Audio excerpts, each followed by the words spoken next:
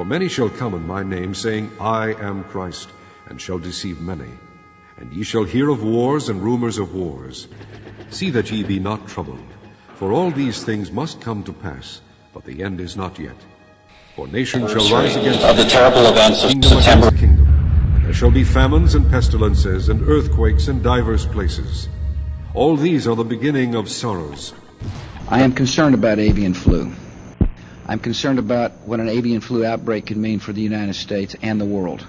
When we think about what happened on September 11th, the facts make us think about terrorism and if, when, and how it could happen again. When we read about outbreaks of H5N1 bird flu virus in birds in the past few years around the world, it leads us to think we're facing the beginning of a pandemic, an event that could indiscriminately kill millions of people all around the world. Could terrorists use the highly pathogenic H5N1 bird flu virus as a bioterrorist agent? Everyone in the world is talking about bird flu, but most scientists, doctors, and politicians in the United States don't want to talk about this matter. There is an economic issue. Drug, oil, food, and finance companies control the United States. They control our economy. They control our politicians. There's not a democracy in the United States. Corporations make laws and dictate the rules for our lives. KFC, Tyson, and Butterball don't want you to know about bird flu. They spend millions of dollars in marketing, public relations, and advertising. These corporations and congressional members in D.C. have great connections and often promiscuous relationships. Media cannot blame only Republicans for these unhealthy partnerships. When Bill Clinton was governor of Arkansas, where Tyson, the largest American meat producer, is based, there were allegations of influence peddling in the state government, aggravated by the fact that the governor's wife, Senator Hillary Rodham Clinton, also served as a lawyer for Tyson. Over the last few years, federal officials have accused Tyson of violating labor, environmental, animal welfare, and civil rights laws, as well as making illegal gifts to a cabinet secretary. A few years ago, Congress passed the Animal Enterprise Terrorism Act, well known as AETA. This bill was introduced and pushed by big businesses for big business. AETA protects the interests of animal enterprises such as the National Pork Producers Association, Pfizer Drug Company, and other pharmaceutical corporations that engage in cruel and unnecessary animal testing. McDonald's and other fast food corporations that profit from the sale of factory-farmed animals for food, and Johnson & Johnson, Procter & Gamble, and other cosmetic companies that often abuse animals to test and retest their latest line of beauty products. AETA is only concerned with corporate America, not the American people. Senator Dianne Feinstein was a sponsor of this bill.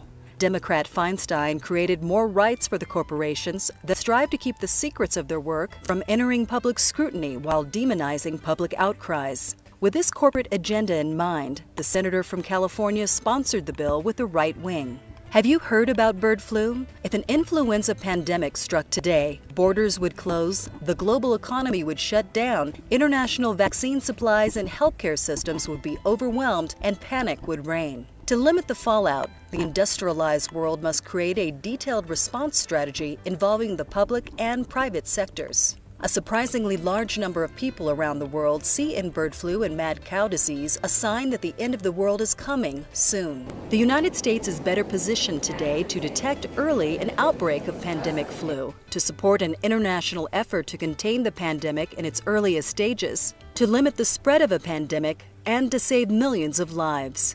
A new research paper has been published in the United States proving that bird flu, which has so far only killed people in its pure form, is capable of combining with conventional human flu viruses. A mutated virus combining human flu and bird flu is the nightmare strain that scientists fear could create a worldwide pandemic. The pure bird flu strain, H5N1, has caused hundreds of deaths recently around the world.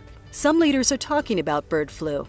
England is taking serious steps to prevent this attack. A pandemic flu bug would pose a greater threat to England than terrorism, according to official papers. The British government has recognized that deaths from global flu will be on a scale far beyond anything related to such an attack.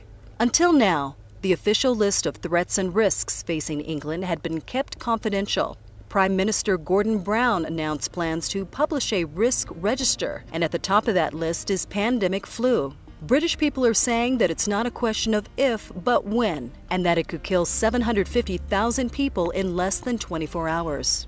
Brown said the greatest threat facing England is neither a terror attack nor climate change, but a flu pandemic. Are bird flu and mad cow disease a fulfillment of Jesus' prophecy about plagues in the end times? Pope Benedict XVI has spoken movingly about the exploitation of all beings, particularly of farm animals.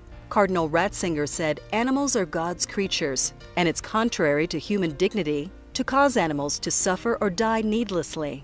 People may not be aware that nearly 2,000 years ago, Jesus was predicting events like the outbreak of bird flu and mad cow disease that would unfold in our time and place. Health officials have warned that the risk of a human influenza pandemic remains real and is probably growing as the bird flu virus becomes entrenched in poultry in more countries.